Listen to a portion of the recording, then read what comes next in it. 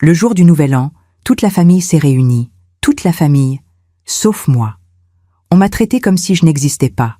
Le lendemain, mon fils a appelé en disant « On pensait t'avoir prévenu ». J'ai simplement répondu « C'est pas grave » et j'ai raccroché. 2 jours plus tard, j'ai envoyé un cadeau mystérieux à chacun de mes 5 enfants avec un mot. Mon téléphone n'a pas arrêté de sonner. Ils sont venus chez moi, mais je n'étais plus là. Alors, j'ai fait la seule chose que je devais faire. Bonjour, je m'appelle André Bouchard, j'ai 71 ans et je vais vous raconter l'histoire la plus difficile de ma vie. Avant de commencer, je vous demande gentiment de vous abonner à la chaîne, de laisser un like sur cette vidéo et de commenter d'où vous nous écoutez. Ça m'aide énormément. Merci du fond du cœur. 1er janvier 2026. Lyon. Mon appartement sentait la lavande et le silence. J'étais assise dans mon fauteuil en velours bordeaux, celui qu'Henri m'avait offert pour nos 30 ans de mariage. La télévision diffusait le compte à rebours depuis la Tour Eiffel. Des milliers de personnes criaient de joie. Moi, j'étais seule. Une coupe de champagne intacte posée sur la table basse. Je n'avais pas le cœur à célébrer. Par la fenêtre, je voyais les immeubles d'en face illuminés. Des familles trinquaient sur leurs balcons. Des enfants agitaient des bâtons lumineux. Des couples s'embrassaient. Et moi, André Bouchard, veuve depuis 3 ans, mère de 5 enfants, ancienne professeure de littérature pendant 32 ans, j'étais invisible. J'ai pris mon téléphone. Aucun message. Aucun appel. J'ai ouvert WhatsApp. Mon cœur s'est serré. Claudine, ma 2e fille, avait posté une photo dans son statut. Toute la famille réunie autour d'une grande table à Bordeaux. Je reconnaissais la salle à manger de son appartement. Il y avait des bougies partout, du foie gras, des huîtres. Mon petit-fils Lucas soufflait dans une trompette de fête. Mon gendre Thomas servait du champagne en riant. Et eux, mes 5 enfants, Gérard, Claudine, Philippe, Martine, Didier, tous là, tous souriants. J'ai agrandi la photo avec mes doigts tremblants. J'ai compté. 1, 2, 3, 4, 5. Oui, ils étaient tous là, sans moi. Mon souffle s'est coupé. Je suis restée figée, le téléphone dans la main, regardant cette image qui me confirmait ce que je refusais d'admettre depuis des mois. J'étais devenue un fantôme dans ma propre famille. J'ai posé le téléphone. J'ai regardé la photo encadrée sur le buffet. Henri. Mon Henri. Décédé le 14 mars 2023, emporté par un cancer du pancréas en 6 mois. Sur cette photo, il tenait nos petits-enfants dans ses bras. Il souriait. Ce sourire qui me manquait chaque jour. Henri, j'ai murmuré dans le vide. Tu avais raison. Tu disais toujours que j'étais trop forte, que je n'avais jamais besoin de personne. Peut-être que c'est pour ça qu'ils m'ont oubliée. Parce que je ne me plains jamais. Parce que je donne toujours sans rien demander. Les larmes ont commencé à couler. Pas des sanglots, juste un écoulement silencieux, comme une rivière qui déborde après des années de retenue. J'ai éteint la télévision. Le silence est devenu assourdissant. J'ai bu une gorgée de champagne. Il était tiède, amer. Cette nuit-là, je n'ai pas dormi. J'ai repensé aux 3 dernières années. Depuis la mort d'Henri, combien de fois avais-je été seule pour Noël? 2 fois. Combien d'anniversaires avais-je passé sans un seul appel? 3. Combien de fois avais-je été hospitalisée sans qu'un seul de mes enfants ne vienne me voir? 1 fois pour une pneumonie. 1 autre pour une chute dans les escaliers. Et pourtant, chaque mois, sans faute, je transférais l'argent. 2 400 € pour Gérard, qui en avait besoin pour son loyer à Paris. 2 200 € pour Claudine, pour l'école privée des enfants à Marseille. 2 000 € pour Philippe, qui remboursait ses dettes à Lyon. 2 500 € pour Martine, dont le mari était au chômage à Toulouse.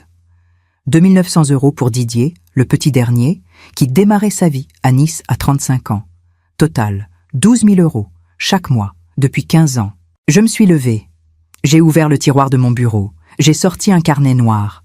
Dedans, j'avais tout noté. Chaque virement, chaque date, chaque montant. Parce que Henri m'avait appris à être méticuleuse.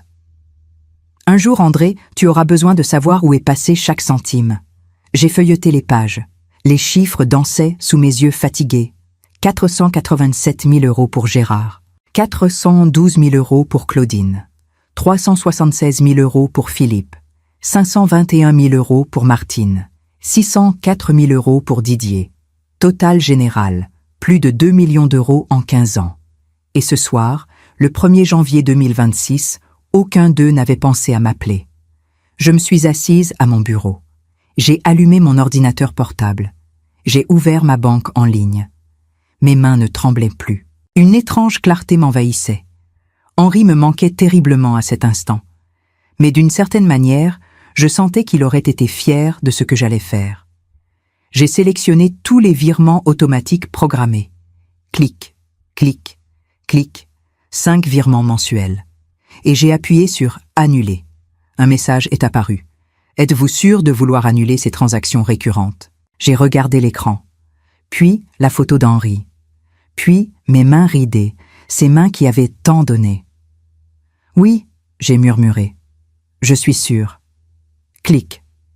Opération effectuée avec succès. Je me suis adossée à ma chaise.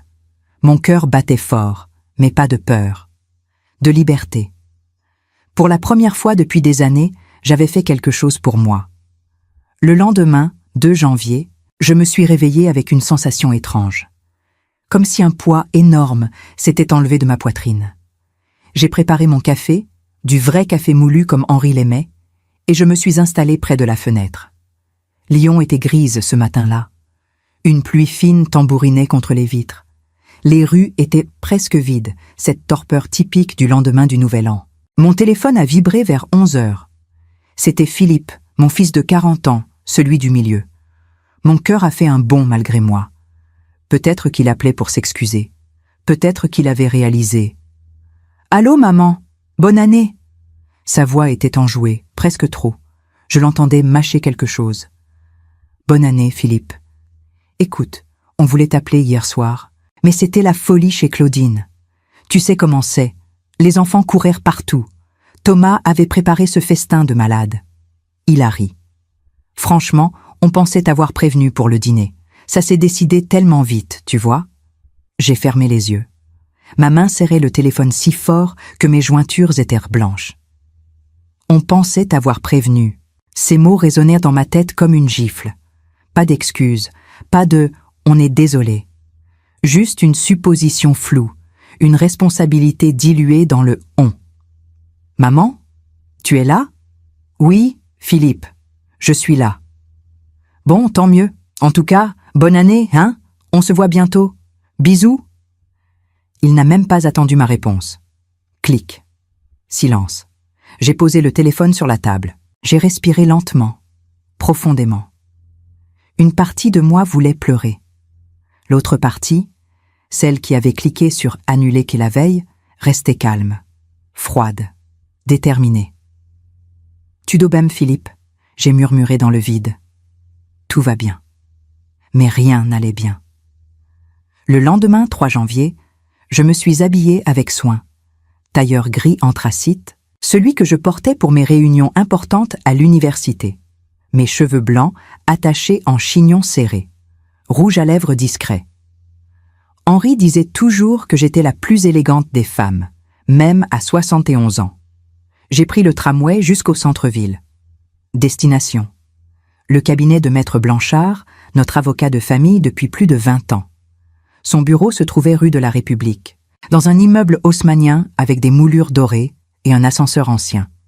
Quand je suis entrée, Maître Blanchard était au téléphone. Il a levé les yeux, surpris de me voir, et a rapidement conclu son appel. « Madame Bouchard, quelle surprise! Asseyez-vous, je vous en prie. » C'était un homme d'une 60aine d'années, toujours impeccablement vêtu, avec des lunettes rondes qui lui donnaient un air de professeur. Il connaissait toute l'histoire de notre famille. C'était lui qui avait réglé la succession d'Henri. « Maître, j'ai besoin de votre aide pour quelque chose d'urgent. » Il a croisé ses mains sur le bureau, attentif. « Je vous écoute. Je veux suspendre tous les virements mensuels que je fais à mes enfants, immédiatement. » Il a cligné des yeux. 1 fois, 2 fois, puis il a toussé, gêné. « Pardon, vous voulez... » Suspendre les virements? Tous? Tous.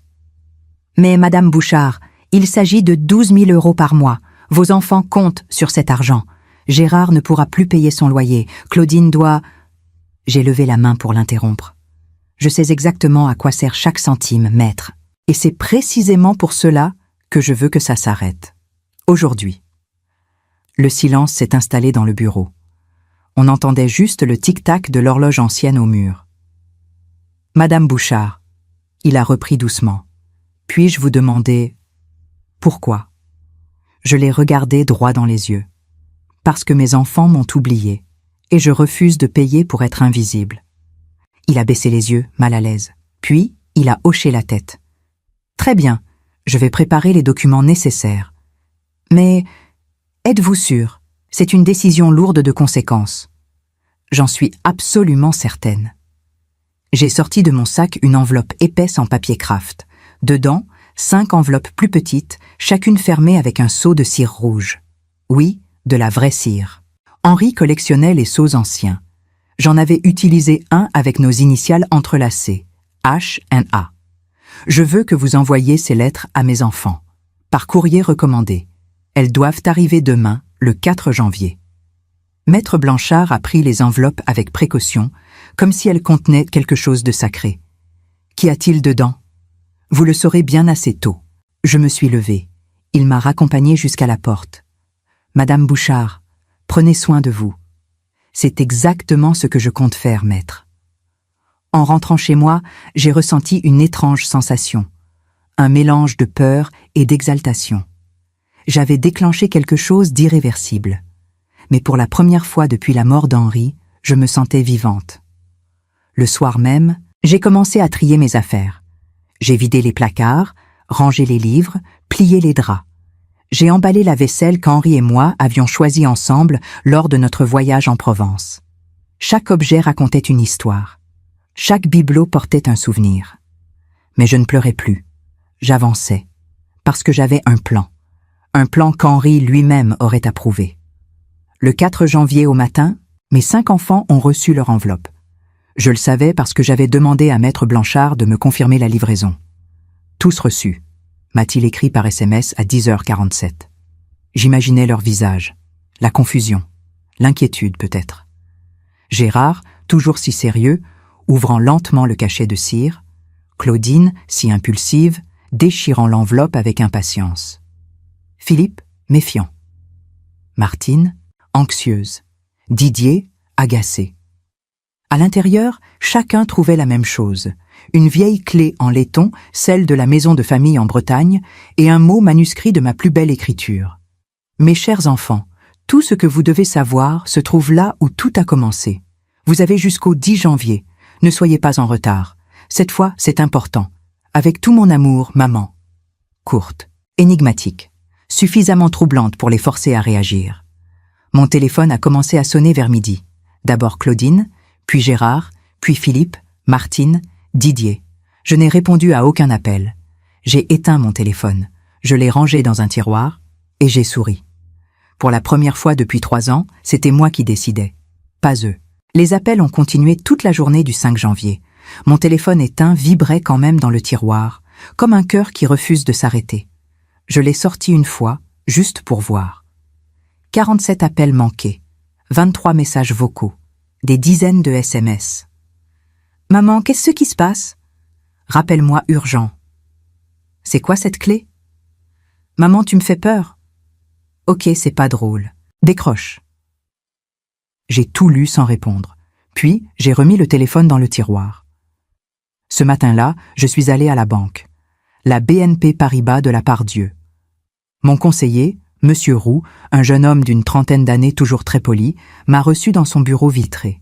« Madame Bouchard, que puis-je faire pour vous aujourd'hui ?»« Je veux vendre mon appartement. » Il a failli recracher son café. « Pardon ?»« Mon appartement, 142 mètres carrés, 4e étage, ascenseur, vue sur le Rhône. Je veux le vendre, rapidement. »« Mais, madame, c'est une décision importante. Vous vivez là depuis 38 ans. Je sais. Avez-vous réfléchi à... J'ai 71 ans, monsieur Roux. Je n'ai plus le temps de réfléchir. J'ai le temps d'agir. Il a hoché la tête, impressionné malgré lui. Très bien. Je vais vous mettre en contact avec notre partenaire immobilier. Avec ce type de bien, dans ce quartier, vous pouvez espérer environ 680 000 €. J'ai souri. Parfait. Avant de partir, je lui ai demandé une dernière chose. Monsieur Roux, combien me reste-t-il sur mon compte courant après l'annulation des virements mensuels? Il a tapé sur son clavier. Avec votre pension de retraite et vos économies, environ 87 000 €. Et si j'ajoute les 680 000 de la vente, vous auriez environ 767 000 € de capital disponible. Je me suis levé. Merci, c'est tout ce que je voulais savoir. En sortant de la banque, j'ai ressenti une légèreté incroyable. J'étais en train de démanteler ma propre vie. Mais au lieu de la peur, je ressentais de l'excitation. Pardon de vous interrompre un instant, mais si vous appréciez cette histoire, je vous demande gentiment de vous abonner et de laisser un like. Ça m'aide vraiment beaucoup. Merci, et on continue. Le 6 janvier, mes enfants sont arrivés ensemble à Lyon. Je le savais parce que Maître Blanchard m'avait prévenu. Vos enfants ont demandé votre adresse au cabinet. Ils vont certainement venir chez vous. Laissez-les venir, j'avais répondu. À 14h30, j'entendais des voix dans le couloir. Des coups à la porte. Forts, insistants. Maman, ouvre! Maman, on sait que tu es là. Arrête ce cirque, s'il te plaît. Je n'ai pas ouvert.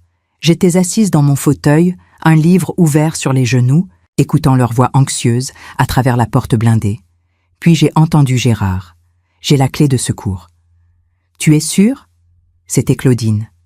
Maman me l'a donnée il y a 2 ans, après sa chute, pour les urgences. Eh bien là, c'est une urgence. Ouvre. Le bruit de la clé dans la serrure, la porte qui s'ouvre lentement, leurs pas dans l'entrée. Maman? Silence. Ils sont entrés dans le salon. Et ils se sont figés. L'appartement était vide.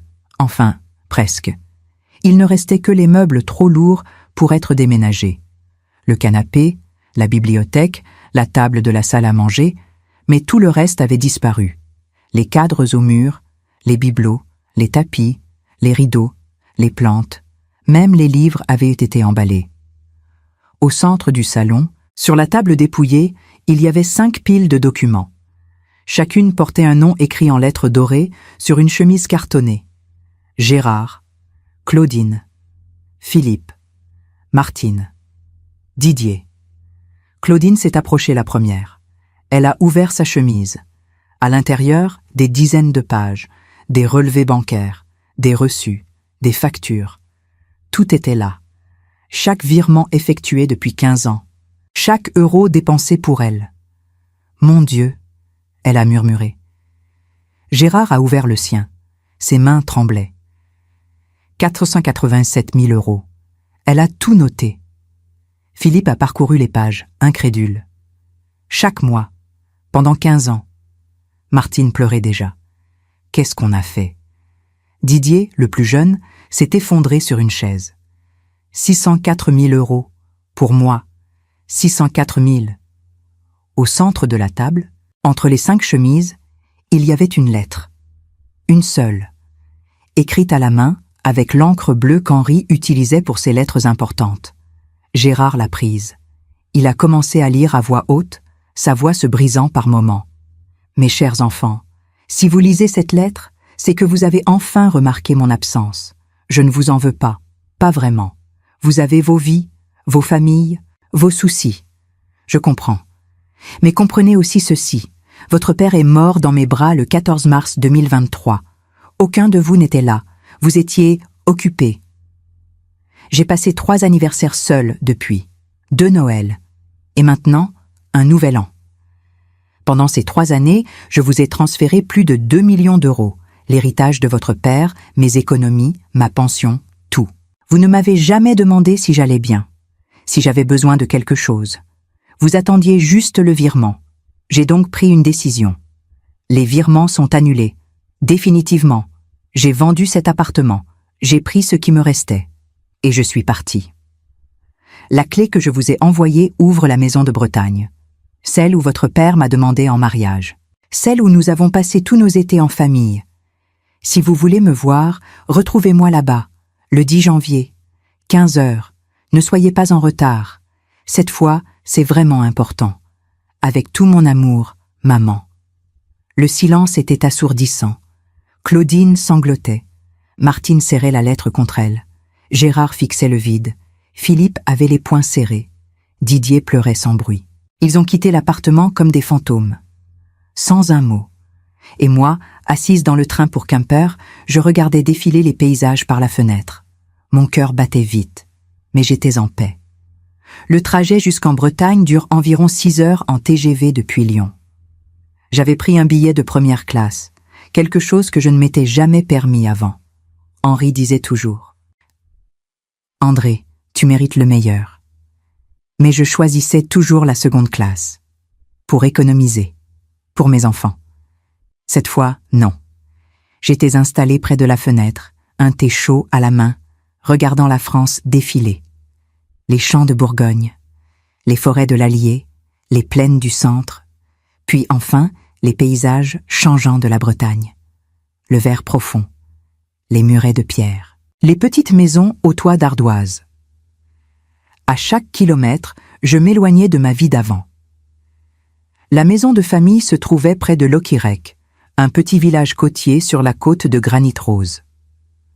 Henri l'avait hérité de ses parents dans les années 1980. C'était une vieille bâtisse en pierre, avec des volets bleus et un jardin sauvage qui descendait jusqu'à la falaise. De là, on voyait l'océan Atlantique dans toute sa fureur et sa beauté.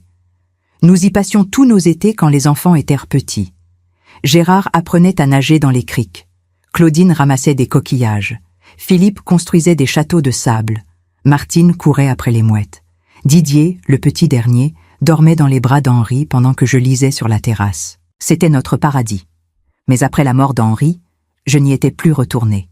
Trop de souvenirs, trop de douleurs. Jusqu'à maintenant. Quand le taxi m'a déposé devant la maison le 6 janvier en fin d'après-midi, j'ai eu le souffle coupé. Elle était exactement comme dans mes souvenirs. Sauf qu'elle était transformée. Le jardin avait été entretenu, les mauvaises herbes arrachées, les rosiers taillés. Le portail en fer forgé repeint. Les volets, autrefois écaillés, brillaient d'un bleu neuf. Le toit avait été refait. Les fenêtres changées. J'ai ouvert la porte avec ma clé. L'intérieur sentait la peinture fraîche et le bois ciré. Le salon avait été rénové. Les vieux meubles restaurés. La cheminée nettoyée, prête à accueillir un feu. La cuisine modernisée, avec de nouveaux appareils, mais en gardant le charme rustique. Dans la chambre principale, celle qu'Henri et moi partagions, le lit était fait avec des draps blancs neufs. Sur la table de nuit, quelqu'un avait posé un bouquet de bruyères. J'ai compris immédiatement. Maître Blanchard. Je lui avais demandé de superviser les travaux il y a 6 mois. Discrètement, sans en parler à personne. J'avais utilisé une partie de mes économies pour remettre cette maison en état. Parce que je savais qu'un jour, j'en aurais besoin. Ce jour était arrivé. J'ai posé ma valise. J'ai ouvert les volets de la chambre. L'océan s'étendait devant moi, gris et agité sous le ciel de janvier. Les vagues se fracassaient contre les rochers. Le vent soufflait fort, chargé d'embrun et de sel. Je me suis assise sur le lit. Et pour la première fois depuis des semaines, j'ai pleuré. Pas de tristesse, de soulagement. J'étais chez moi. Les jours suivants ont passé dans une étrange tranquillité. Je me levais tôt, préparais du café, marchais sur la plage déserte. Le froid de janvier était mordant, mais vivifiant. Je portais le vieux manteau d'Henri, celui qu'il mettait pour ses promenades matinales. Il sentait encore son eau de Cologne, même après 3 ans. Je lisais, je cuisinais pour moi, je regardais les mouettes, je pensais. Et je préparais ce que j'allais dire à mes enfants. Le 9 janvier au soir, j'ai allumé un feu dans la cheminée. J'ai sorti une bouteille de vin rouge, un Côte-du-Rhône que Henri adorait. J'ai rempli un verre. J'ai levé la main vers le ciel, comme pour trinquer avec lui. « Henri, » j'ai murmuré. « Demain, ils viennent. J'espère que je fais ce qu'il faut. J'espère que tu serais fier de moi. » Le feu crépitait. Les flammes dansaient dans la cheminée. Dehors, l'océan grondait. J'ai bu une gorgée de vin. Il était bon, profond, réconfortant. Cette nuit-là, j'ai dormi paisiblement pour la première fois depuis des années. Le 10 janvier est arrivé. Le jour de vérité, je me suis levé à 7 heures. J'ai pris une douche chaude, j'ai mis ma plus belle robe, celle en laine bleu marine que Henri m'avait offerte pour nos 40 ans de mariage. J'ai attaché mes cheveux, mis du rouge à lèvres. Je voulais qu'il me voie forte, digne, vivante. À 14h30, j'ai entendu des voitures se garer devant la maison, des portières qui claquent, des voix. Mon cœur battait vite, mais j'étais calme. J'ai ouvert la porte avant qu'ils ne frappent. Ils étaient tous les 5. Gérard, en costume sombre, le visage fermé. Claudine, les yeux rouges. Visiblement, elle avait pleuré pendant tout le trajet. Philippe, les mains dans les poches, mal à l'aise. Martine, tremblante, serrant son manteau contre elle. Didier, le plus jeune, qui évitait mon regard. « Bonjour mes enfants », j'ai dit simplement. Personne n'a répondu. « Entrez ». Ils sont entrés lentement, comme des étrangers dans une maison qu'ils connaissaient pourtant par cœur. Ils regardaient autour d'eux, stupéfaits par la transformation. « Maman !» Claudine a commencé, mais sa voix s'est brisée. « Asseyez-vous !» J'ai pointé le salon. 6 chaises étaient disposées en cercle autour de la cheminée où brûlait un feu. 6 tasses de thé attendaient sur la table basse, comme si je les avais attendues. Ils se sont assis en silence. Je suis resté debout un moment, les regardant un par un. Mes enfants. Mes 5 enfants que j'avais portés, élevés, aimés de toute mon âme, et qui m'avaient oublié. Je sais que vous avez beaucoup de questions. J'ai commencé d'une voix posée. Mais avant, laissez-moi vous raconter quelque chose. Je me suis assise à mon tour. J'ai pris ma tasse de thé entre mes mains. La chaleur me réconfortait. Dehors, la pluie avait commencé à tomber, fine et régulière. On entendait l'océan au loin, ce bruit sourd et constant qui avait bercé tant de nos étés. Il y a 3 ans, j'ai commencé lentement. Votre père est mort, le 14 mars 2023, un mardi.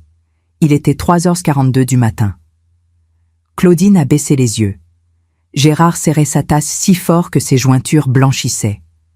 Il est mort dans mes bras, dans notre lit, à Lyon. Le cancer avait gagné. On le savait depuis 6 mois. On en avait parlé, lui et moi, des funérailles, de l'héritage, de l'avenir. J'ai marqué une pause. Mais surtout, on a parlé de vous. Philippe a relevé la tête brusquement. Henri vous aimait plus que tout. Vous étiez sa fierté, ses 5 enfants, sa lignée, son héritage vivant. Mais dans ces derniers jours, il était inquiet. Inquiet de quoi ? A demandé Martine d'une petite voix. De moi, de ce que j'allais devenir sans lui. Le silence s'est installé, seulement le crépitement du feu. Il me disait, « André, tu es trop généreuse, tu donnes tout, tu ne sais pas dire non. Promets-moi que si nos enfants te prennent pour acquise, si ils t'oublient, tu ne resteras pas là à souffrir en silence. Promets-moi que tu vivras pour toi. » Ma voix tremblait légèrement. Je lui ai promis. Didier a ouvert la bouche, puis l'a refermée. Après sa mort, j'ai essayé de tenir cette promesse, mais c'était difficile. Vous aviez tous besoin d'aide. Gérard, ton divorce te coûtait une fortune. Claudine, l'école privée des enfants. Philippe, tes dettes. Martine, le chômage de ton mari. Didier, ton installation à Nice. J'ai posé ma tasse. Alors j'ai donné, chaque mois, 12 000 € pendant 3 ans. Parce que c'est ce que font les mères? Non, on donne. On se sacrifie. On met nos enfants avant tout. Claudine pleurait ouvertement maintenant. Mais quelque chose s'est passé, lentement, sans que je m'en rende compte au début. Vous avez arrêté d'appeler. Vous avez arrêté de demander comment j'allais. Les visites se sont espacées, puis ont disparu. Maman, on était occupés, tu sais comment c'est? A commencé Philippe. J'ai levé la main. Occupé, oui. Trop occupé pour un appel de 5 minutes. Trop occupé pour venir me voir quand j'ai fait une pneumonie en octobre 2024. Trop occupé quand je suis tombée dans les escaliers en mars 2025. Trop occupé pour Noël. pour mon anniversaire. Ma voix est devenue plus dure, mais jamais trop occupée pour vérifier que le virement était bien tombé. Gérard a fermé les yeux, comme si mes mots étaient en découp. Et puis il y a eu ce nouvel an, le 1er janvier 2026. Vous vous souvenez? Silence de mort. Vous étiez tous réunis chez Claudine, à Bordeaux, toute la famille, sauf moi. Personne n'a appelé, personne n'a pensé à m'inviter. Ou plutôt, comme Philippe me l'a dit, on pensait t'avoir prévenu. Philippe a baissé la tête, honteux. Cette nuit-là, j'ai compris quelque chose. J'étais devenu invisible, un fantôme dans ma propre famille, une machine à donner de l'argent. J'ai pris une grande inspiration. Alors j'ai décidé de tenir ma promesse à Henri. J'ai annulé les virements. J'ai vendu l'appartement de Lyon pour 680 000 €. J'ai rénové cette maison avec une partie de mes économies et je suis venue ici. Martine sanglotait maintenant. « Maman, on est désolé, tellement désolé. Je sais que vous êtes désolé. Maintenant. Parce que l'argent s'est arrêté, parce que vous avez eu peur. Mais est-ce que vous auriez été désolé si les virements avaient continué ?» Personne n'a répondu. C'est ce que je pensais. J'ai regardé chacun d'eux, longuement. Je ne vous en veux pas, vraiment. Vous êtes des adultes avec vos propres vies, vos propres problèmes. Je comprends. Mais vous devez comprendre aussi. Je suis encore vivante. J'ai 71 ans. Peut-être qu'il me reste 10 ans. Peut-être 20. Peut-être 5. Je ne sais pas. Ma voix s'est radoucie. Mais ce que je sais, c'est que je refuse de passer ces années à attendre que vous vous souveniez de moi uniquement le jour du virement. Claudine s'est levée d'un bond. « Maman, s'il te plaît, on va changer, on te le promet. On va venir plus souvent, on va appeler, on va… » « Claudine, assieds-toi. » Elle s'est rassise, tremblante. « Je ne veux pas de vos promesses. J'en ai entendu trop. On viendra bientôt, maman. On t'appellera, maman. On pense à toi, maman. » J'ai secoué la tête. Les promesses ne nourrissent pas la solitude. Gérard a pris la parole, sa voix rauque. « Qu'est-ce que tu veux qu'on fasse, maman? Dis-nous, on fera ce qu'il faut. » Je me suis levée, je suis allée près de la fenêtre. Dehors, l'océan était gris et furieux. Les vagues se fracassaient contre les rochers avec une violence magnifique. « Ce que je veux que vous décidiez. » Je me suis retournée vers eux. « Cette maison est à moi maintenant. Vous pouvez venir me rendre visite, quand vous voulez, mais comme mes enfants, pas comme des créanciers, pas parce que vous avez besoin d'argent, parce que vous voulez vraiment être là. » J'ai croisé les bras. Les 680 000 € de la vente, ils vont durer longtemps. Avec ma pension de 1 400 € par mois, je peux vivre confortablement ici pendant des années. Je n'ai besoin de rien. « Et nous ?» a demandé Didier d'une voix faible. « Vous êtes des adultes, vous avez des carrières, des familles, vous pouvez vous débrouiller, comme tout le monde. » Le silence était assourdissant. « Je ne vous abandonne pas. » J'ai ajouté plus doucement. « Mais je refuse de continuer à payer pour exister dans vos vies. » Martine s'est levée, s'est approchée de moi. « Maman, est-ce qu'on peut rester cette nuit, juste pour être avec toi ?» J'ai regardé ses yeux remplis de larmes, puis les 4 autres. Cette nuit-là, pour la première fois depuis des années, nous avons dîné ensemble, tous les 6, comme avant, comme quand Henri était encore là et que cette maison résonnait de rires et de vie. J'avais préparé une soupe de poisson, une recette bretonne que Henri adorait, du pain frais acheté à la boulangerie du village, du beurre salé, du cidre, rien de sophistiqué, juste de la nourriture simple et réconfortante. Nous avons mangé en silence au début, un silence lourd, chargé de tout ce qui n'avait pas été dit pendant 3 ans. Puis, petit à petit, les mots ont commencé à venir. Claudine a parlé la première. « Je me souviens quand papa nous emmenait pêcher depuis les rochers. J'avais peut-être 8 ans. J'avais tellement peur de tomber. » Philippe a souri malgré lui. « Et moi, je suis tombée. Papa a dû sauter pour me rattraper. Maman était hystérique. » J'étais terrifiée, j'ai dit doucement. Henri aussi, même s'il ne le montrait jamais. Gérard a levé son verre de cidre. « À papa. Les autres ont suivi. À papa. Nous avons trinqué. Le son cristallin des verres qui s'entrechoquent. Un son que je n'avais pas entendu depuis trop longtemps. Après le dîner, nous sommes restés autour de la cheminée. Le feu brûlait bas. Didier a ajouté une bûche. Les flammes ont repris de la vigueur. « Maman, » a dit Martine d'une voix hésitante, « est-ce que tu nous détestes ?» J'ai réfléchi longuement avant de répondre. « Non, je ne vous déteste pas. Je vous aime. Vous êtes mes enfants. » Mais j'étais déçue, blessée, invisible. « On ne voulait pas, » a commencé Didier. « Je sais. C'est ça le pire. Vous ne vouliez pas me faire de mal. Vous ne pensiez tout simplement pas à moi. » Les mots étaient durs, mais nécessaires. Gérard s'est redressé. « Maman, je veux que tu saches quelque chose. Ces documents que tu nous as laissés, tous ces virements, j'avais aucune idée. Je savais que tu nous aidais, mais je n'avais jamais fait le calcul. 487 000 €. C'est énorme. Je ne l'ai jamais fait pour que vous vous sentiez redevable, j'ai dit. Je l'ai fait parce que vous êtes mes enfants, parce que je voulais vous aider.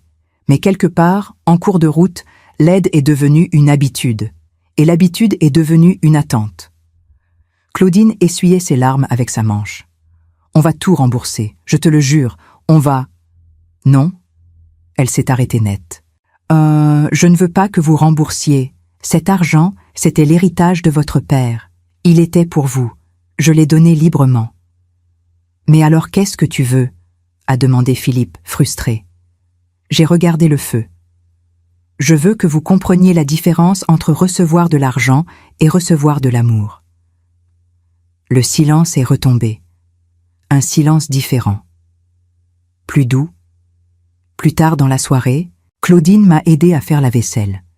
Ses mains tremblaient un peu en essuyant les assiettes. « Maman, » elle a murmuré, « quand tu es tombée dans les escaliers en mars dernier, pourquoi tu ne nous as pas appelés ?»« Je vous ai appelés. » Elle a arrêté de frotter l'assiette. « Quoi ?»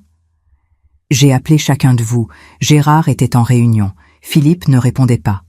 Toi, tu m'as dit que tu me rappellerais, mais tu ne l'as jamais fait. Martine était occupée avec les enfants. Didier était, je ne sais même plus.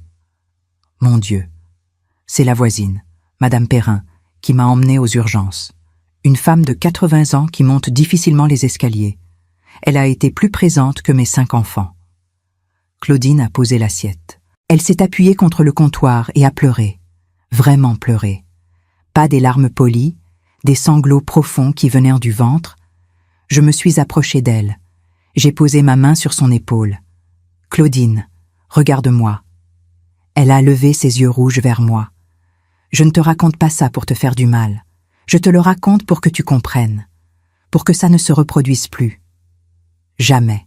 Elle a hoqueté. « Je te jure, maman, plus jamais. » Je l'ai serrée dans mes bras. Ma fille, ma Claudine. Je sentais son corps trembler contre le mien. Je sais, ma chérie, je sais. Cette nuit-là, mes 5 enfants ont dormi dans leurs anciennes chambres. Les lits étaient faits, les draps propres, comme si je les avais toujours attendus. Parce que quelque part, je les avais toujours attendus. Je suis restée éveillée longtemps, assise près de la fenêtre de ma chambre, regardant l'océan sous la lune. Les vagues continuèrent leur danse éternelle. Le vent soufflait dans les pins. Henri, j'ai murmuré dans la nuit. Ils sont là, tous les 5. Est-ce que j'ai bien fait ? Bien sûr, il n'a pas répondu. Mais quelque part, dans le bruit du vent et des vagues, j'ai senti sa présence. Ce sentiment apaisant qu'il me donnait toujours quand j'avais des doutes. Oui, j'avais bien fait. Le lendemain matin, 11 janvier, je me suis réveillée tôt. Il devait être 6h30. La maison était silencieuse. J'ai fait du café, beaucoup de café, sachant que mes enfants en auraient besoin. Un par un, ils sont descendus. Philippe d'abord, les cheveux en bataille. Puis Martine. Puis Didier. Puis Gérard. Finalement, Claudine. Nous avons pris le petit déjeuner ensemble autour de la table de la cuisine. Croissants, confiture, beurre, café, jus d'orange, des choses simples, des choses précieuses. Maman, a dit Gérard après un long silence, on doit rentrer aujourd'hui. le travail, les enfants.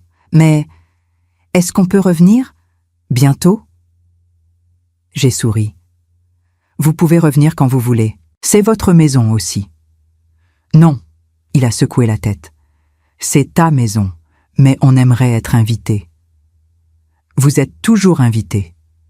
Claudine a pris sa tasse à 2 mains. Et si on établissait un calendrier? Comme ça, on sait qui vient quand, pour qu'il y ait toujours quelqu'un, pour que tu ne sois jamais seule. J'ai regardé ma fille. Tu ferais ça? On ferait tous ça, a dit Martine fermement. Didier a hoché la tête. Je peux venir un week-end par mois, c'est pas si loin de Nice. Et moi de Toulouse, a ajouté Martine.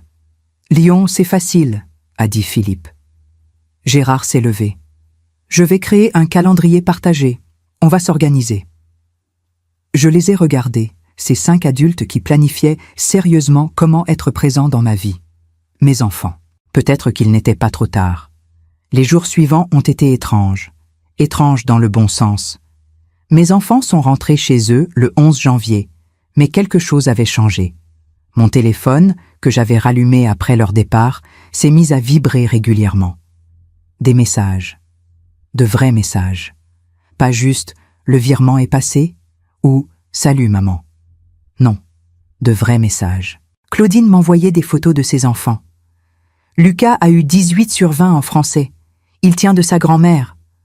Avec un cœur. Philippe m'appelait le soir. Juste pour prendre des nouvelles. Comment s'est passée ta journée? Martine m'a envoyé une recette. Tu te souviens de ce gâteau que papa adorait? J'ai retrouvé la recette. Je te l'envoie. Gérard m'a fait livrer des fleurs.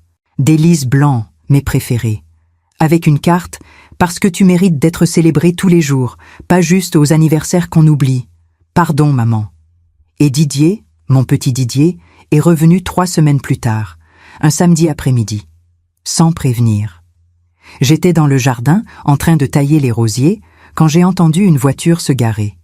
Je me suis redressée, intriguée. Didier est descendu de sa Renault bleue, les bras chargés de sacs de course. « Salut maman. »« Didier, qu'est-ce que tu fais là ?»« C'est mon week-end, selon le calendrier. » Il a souri. Ce sourire que je n'avais pas vu depuis des années. Celui du petit garçon qui courait dans ce même jardin en chassant les papillons. « Tu es venu de Nice pour le week-end ?»« Oui, j'ai apporté de quoi faire une bouillabaisse. Papa m'avait appris. Tu t'en souviens ?» Mon cœur s'est serré. Je m'en souviens. Ce week-end-là, Didier et moi avons cuisiné ensemble. Nous avons parlé, vraiment parlé, de sa vie à Nice, de son travail comme architecte, de ses peurs, de ses regrets. « Maman, » il m'a dit le dimanche soir, alors qu'on buvait du thé près de la cheminée, « je suis désolé, pas juste pour le nouvel an, pour tout, pour les 3 dernières années. » Didier, « Non, laisse-moi finir. Quand papa est mort, j'ai fui. Je ne savais pas gérer la mort, la tristesse. Alors je me suis jetée dans le travail, dans ma nouvelle vie à Nice, et je t'ai laissé seule. » Il avait les larmes aux yeux. « Tu m'envoyais de l'argent chaque mois. Et au lieu de te remercier, au lieu de venir te voir, je considérais ça comme un dû, comme si c'était normal. Tu es mon fils, je voulais t'aider. Mais tu avais besoin d'aide aussi, et personne n'était là. » Il a posé sa tasse.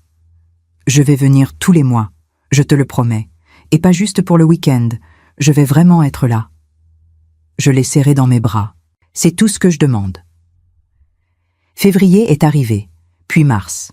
Le calendrier que Gérard avait créé fonctionnait. Chaque week-end, ou presque, un de mes enfants venait. Parfois 2. Une fois, ils sont tous venus en même temps pour mon anniversaire en mars. 72 ans. Ils ont apporté un gâteau, des cadeaux. Mais surtout, ils ont apporté leur présence. On a ri, on a pleuré. On a parlé de Henri. On a partagé des souvenirs. Claudine a raconté l'histoire du jour où Henri l'avait emmenée pêcher et où elle avait attrapé un crabe qui lui avait pincé le doigt. Philippe a parlé de la fois où Henri lui avait appris à faire du vélo ici même, dans ce jardin. Martine s'est souvenue des chansons que Henri inventait pour les endormir. Gérard a partagé quelque chose que je ne savais pas. Papa m'a écrit une lettre. Juste avant de mourir, Je ne l'ai jamais lu, je ne pouvais pas. Et maintenant? J'ai demandé doucement. Maintenant, je pense que je suis prêt. Il l'a sortie de sa poche. Une enveloppe jaunie. Il l'a ouverte lentement. Sa voix tremblait en lisant à voix haute. Mon cher Gérard, si tu lis cette lettre, c'est que je suis parti. Je sais que ça va être difficile pour toi. Tu es l'aîné. Tu as toujours senti que tu devais être fort pour les autres. Mais n'oublie jamais ta mère. Elle paraît forte, indestructible même. Mais elle a besoin de vous, plus que tu ne le crois. Prends soin d'elle. Pas avec de l'argent, pas avec des cadeaux, avec ta présence. C'est tout ce qu'elle veut vraiment. Je t'aime. Et mon fils. Papa. Le silence qui a suivi était chargé d'émotions. Gérard pleurait sans retenue. Claudine aussi. Tous mes enfants pleuraient. Et moi aussi. Il savait, a murmuré Gérard. Il savait qu'on te négligerait. Non, j'ai dit doucement. Il espérait que vous ne le feriez pas, mais il se préparait au cas où. Didier s'est levé brusquement. On ne te négligera plus jamais, maman. Jamais. Et pour la première fois depuis des années, j'ai vraiment cru que c'était possible. Les mois ont passé. Avril, mai, juin. Ma vie en Bretagne était devenue une routine apaisante. Je me levais tôt. Je marchais sur la plage. Je lisais, j'écrivais.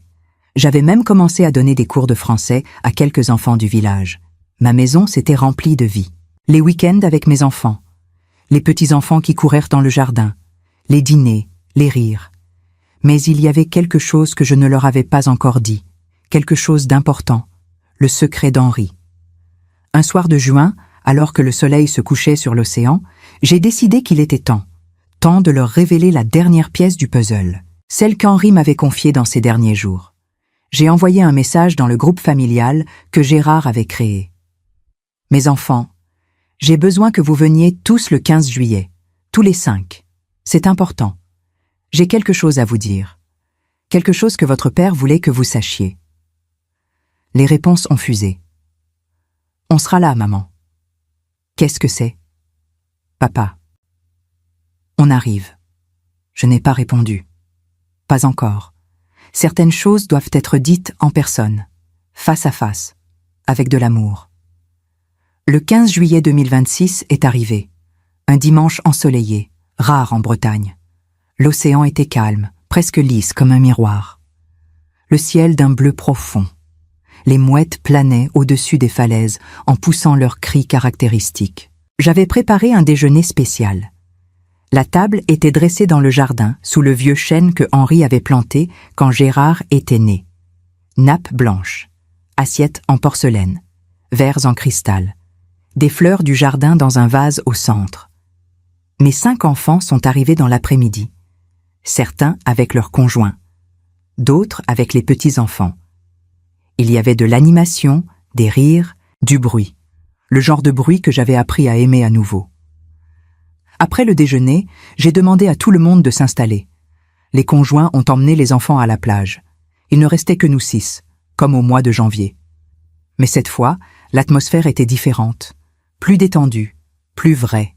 « Maman, » a dit Claudine avec un sourire nerveux, « tu nous fais peur avec ton message mystérieux. » « Ce n'est pas pour vous faire peur, » j'ai répondu calmement. « C'est pour vous dire la vérité, toute la vérité. » Je me suis levée. Je suis allée dans la maison. J'ai ouvert le tiroir du bureau d'Henri, celui qu'il avait ramené de Lyon quand nous avions hérité de cette maison. Au fond, cachée sous de vieux documents, il y avait une enveloppe scellée, épaisse, lourde. Je suis revenue dans le jardin. Je me suis assise. J'ai posé l'enveloppe sur la table. « Qu'est-ce que c'est ?» a demandé Philippe. « C'est la dernière volonté de votre père, celle qu'il m'a confiée 3 jours avant sa mort. » Le silence s'est installé, lourd, tendu. Henri savait qu'il allait mourir. On le savait tous les deux. Alors, on a eu des conversations difficiles. Sur vous, sur moi, sur l'avenir. J'ai touché l'enveloppe du bout des doigts. Il m'a fait promettre quelque chose. Une promesse que j'ai tenue. Même si ça a été la chose la plus difficile que j'ai jamais faite. Gérard se pencha en avant. Quelle promesse? J'ai pris une grande inspiration. Votre père m'a dit, André, si nos enfants t'oublient, s'ils te traitent comme un distributeur automatique, s'ils ne voient en toi qu'une source d'argent, promets-moi que tu vas te défendre. Promets-moi que tu vas leur montrer ta valeur. Promets-moi que tu ne vas pas disparaître en silence. Mes mains tremblaient légèrement. Il m'a donné cette enveloppe, et il m'a dit de ne l'ouvrir que si j'en avais vraiment besoin, que si vous me négligiez, si vous m'oubliez, je devais l'utiliser. L'utiliser pourquoi? A demandé Martine, la voix serrée. Pour vous tester. Le mot est tombé comme une pierre dans l'eau. Le nouvel an, j'ai continué lentement, ce n'était pas un accident. Claudine a écarquillé les yeux. Quoi? Je vous ai tous prévenus pour le dîner chez Claudine, tous les 5, séparément, en novembre, 2 mois avant. Philippe a secoué la tête, incrédule. Non, tu ne... Si. Je vous ai envoyé un message à chacun. Le nouvel an approche. Claudine organise un dîner à Bordeaux. Elle aimerait que vous veniez tous. Confirmez-moi votre présence. J'ai marqué une pause. Aucun de vous n'a confirmé. Aucun de vous n'a répondu. Vous avez juste ignoré le message. Didier était pâle.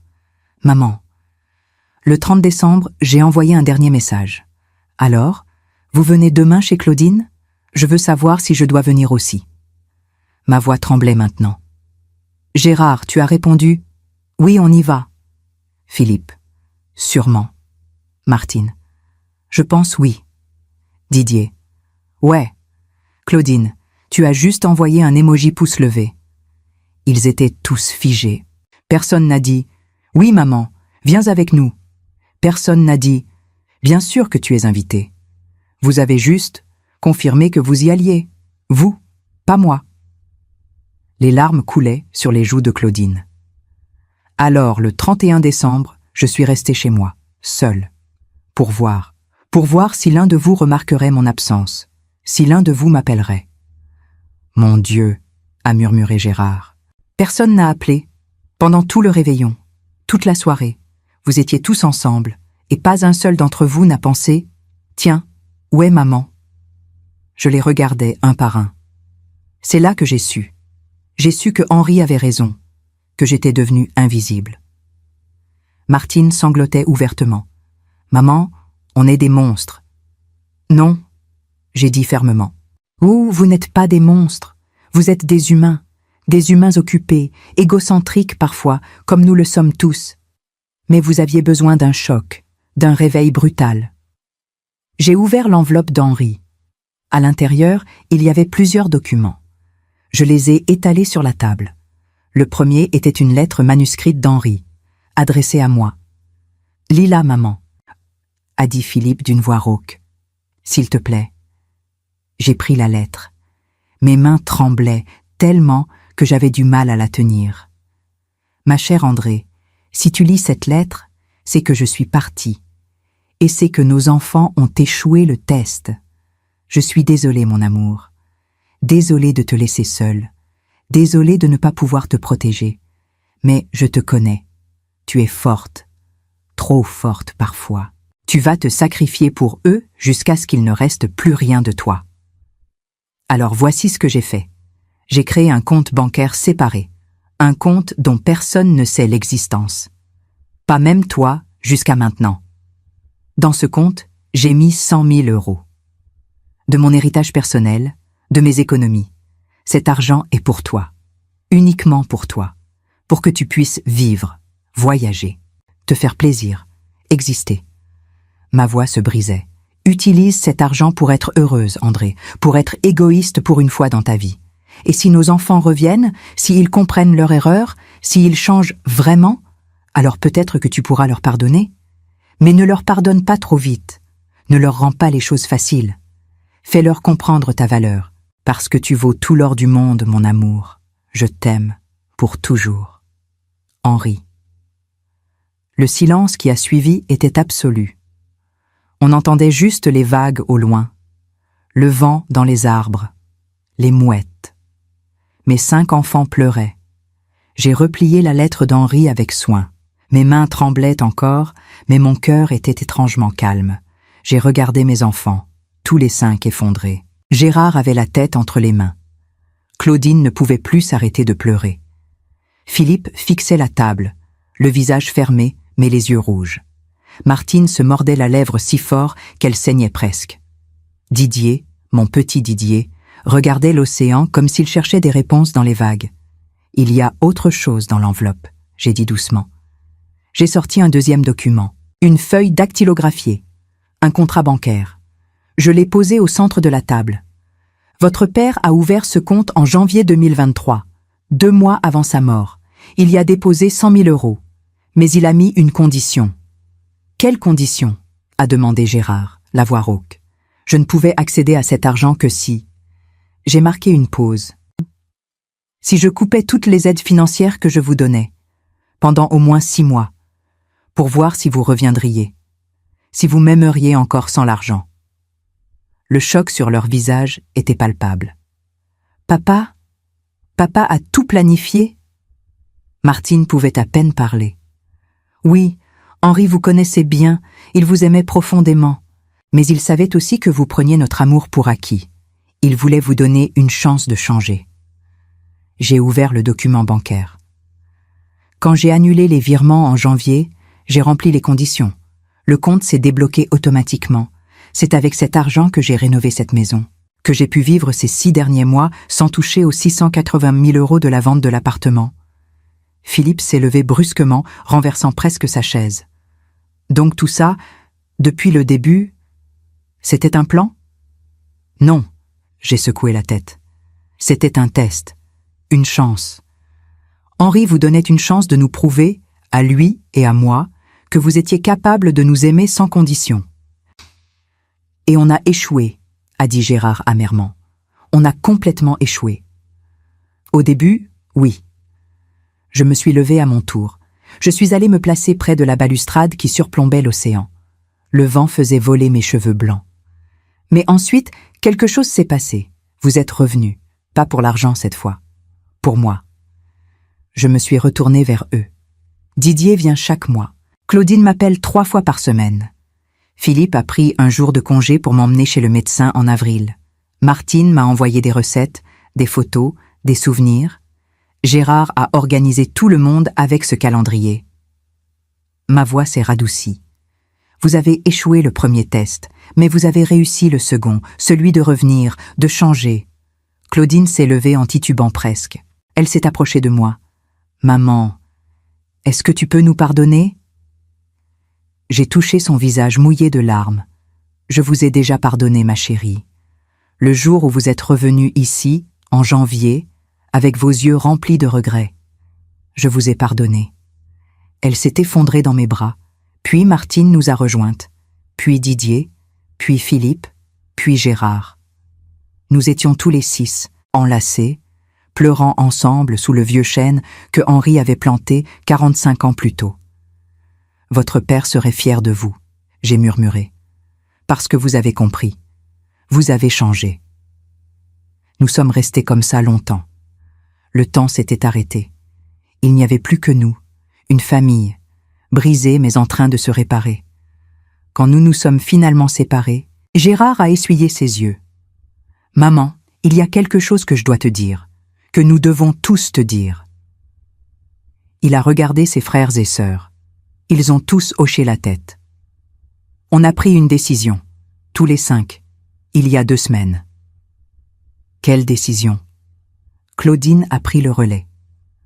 On a mis en commun nos économies. Chacun de nous a contribué selon ses moyens. On ne peut pas te rembourser les 2 millions, a continué Philippe. Pas maintenant, peut-être jamais complètement. Mais on peut faire quelque chose, a ajouté Martine. Didier a sorti une enveloppe de sa poche. Une enveloppe bleue avec le logo d'une agence de voyage. On t'a acheté un voyage, 1 mois en Italie. Les endroits dont tu rêvais avec papa. Rome, Florence, Venise, la côte amalfitaine. Je les regardais, incrédule. Vous avez... quoi?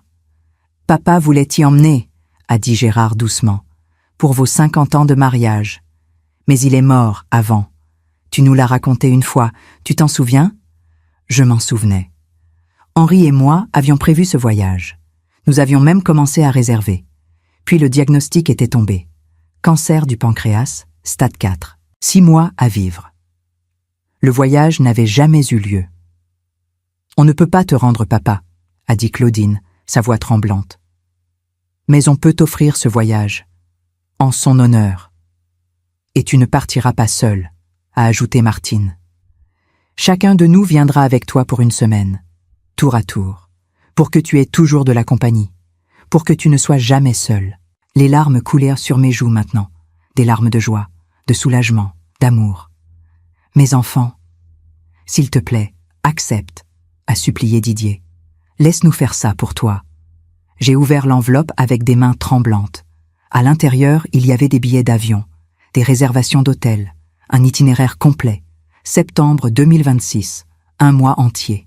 C'est trop... Non, a dit Gérard fermement. Ce n'est jamais trop pour toi. On a mis 3 ans à le comprendre. Mais maintenant, on le sait. Je les ai regardés.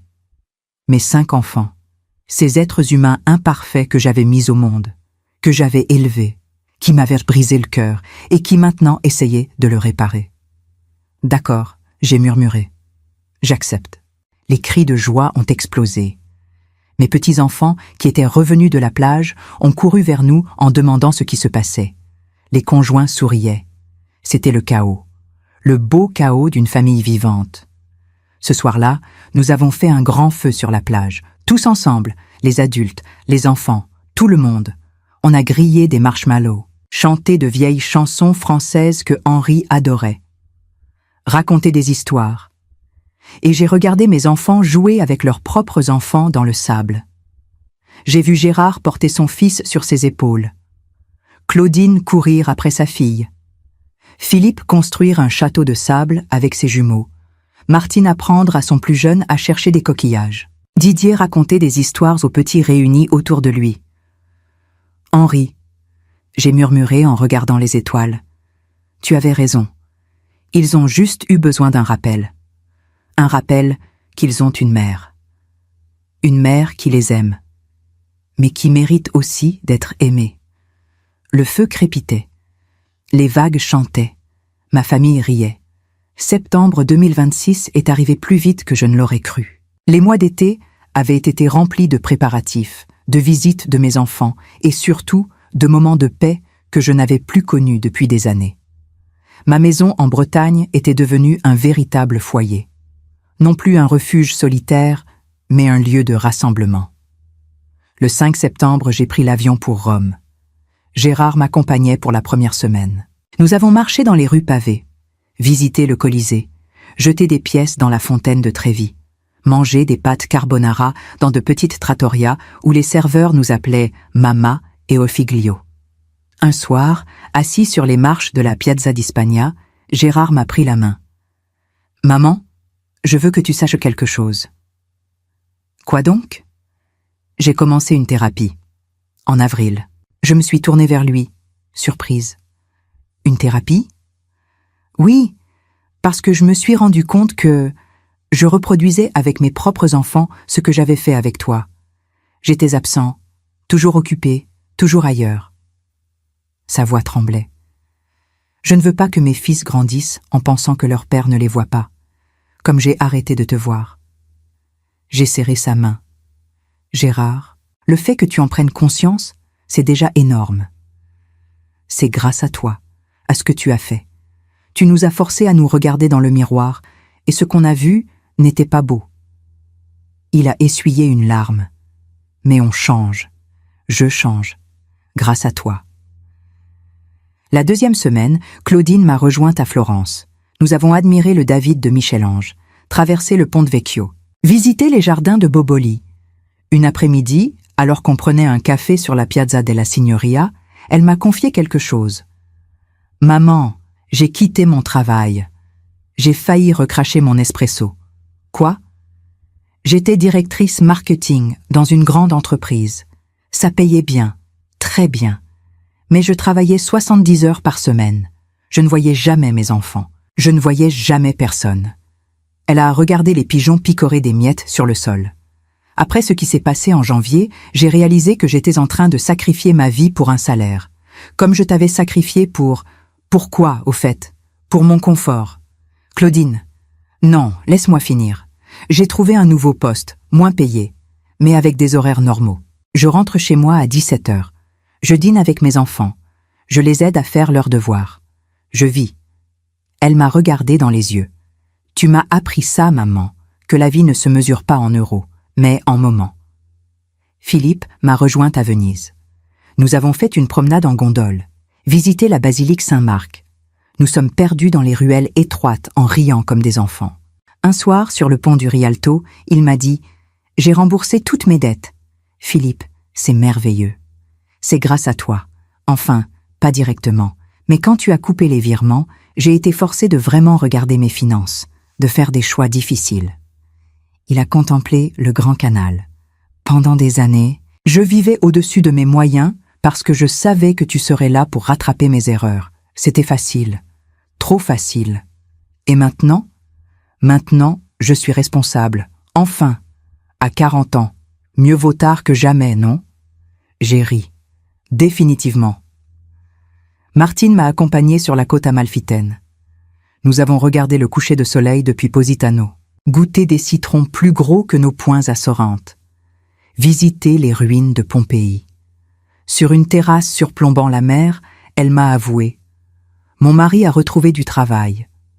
Un bon travail. Mais tu sais ce qu'on a décidé? Non, quoi. On va mettre de l'argent de côté. Pas pour nous, pour toi, au cas où tu en aurais besoin. » Martine, ce n'est pas nécessaire. Si, ça l'est. Pendant 3 ans, tu as été notre filet de sécurité. Maintenant, on veut être le tien.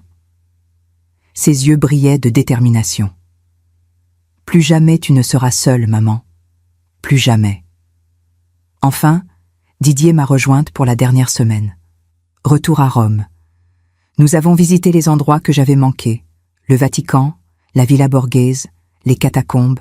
Le dernier soir, assis dans un restaurant près du Trastevere, il m'a tendu une enveloppe. Qu'est-ce que c'est? Ouvre. À l'intérieur, il y avait des clés et un document. J'ai acheté un appartement, à Quimper, à 20 minutes de ta maison. J'étais sans voix. Je déménage de Nice. J'ai trouvé un poste d'architecte en Bretagne. Je veux être proche de toi, maman. Pour de vrai, pas juste les week-ends. Les larmes me montaient aux yeux. Didier, papa m'a appris à dessiner des maisons. Toi, tu m'as appris ce qui fait un foyer. Et un foyer, c'est là où est la famille. Il a souri. Alors je rentre à la maison. Le vol retour vers la France le 5 octobre était doux amer. J'avais vécu 1 mois de rêve. Les endroits que Henri et moi avions voulu voir ensemble. Et je les avais vus avec nos enfants. Nos 5 magnifiques enfants qui avaient grandi, qui avaient appris, qui avaient changé. Quand l'avion a atterri à Brest, ils étaient tous là. Les 5. Avec une immense banderole. « Bienvenue à la maison, maman ». Je suis sortie de l'aéroport et ils m'ont tous serré dans leurs bras, un par un, puis tous ensemble. On t'aime, maman. On t'aime tellement. Merci de ne pas avoir abandonné avec nous. Merci de nous avoir appris. Merci d'être toi. Ce soir-là, de retour dans ma maison en Bretagne, alors que l'océan chantait sa berceuse éternelle, je me suis assise à mon bureau. J'ai sorti du papier et un stylo, et j'ai écrit une lettre, une dernière lettre. Mon cher Henri, tu avais raison, comme toujours. Nos enfants ont eu besoin d'une leçon difficile, mais nécessaire. Ils l'ont apprise. Le test que tu as créé, ils l'ont finalement réussi. Pas du premier coup, mais ils l'ont réussi. J'ai utilisé ton cadeau. Les 100 000 €, pour cette maison, pour ma liberté, pour me prouver que je pouvais exister sans être un distributeur. Et maintenant, ils m'aiment. Vraiment, pas pour l'argent, mais pour moi. Tu me manques, mon amour, chaque jour, chaque instant. Mais je vis, comme tu me l'as demandé. Je vis pleinement, entouré de nos enfants qui ont enfin compris. Merci Henri. Merci pour ton dernier cadeau, ton dernier test. Grâce à toi, J'ai retrouvé ma famille. Et grâce à toi, j'ai retrouvé moi-même. Je t'aime. Pour toujours. André. J'ai plié la lettre. Je suis sortie dans le jardin. La nuit était claire. Les étoiles brillaient. J'ai allumé une petite bougie et j'ai brûlé la lettre, regardant les cendres s'envoler dans le vent nocturne, vers Henri, vers l'éternité, vers l'amour qui ne meurt jamais. Et j'ai souri, parce que j'étais enfin en paix.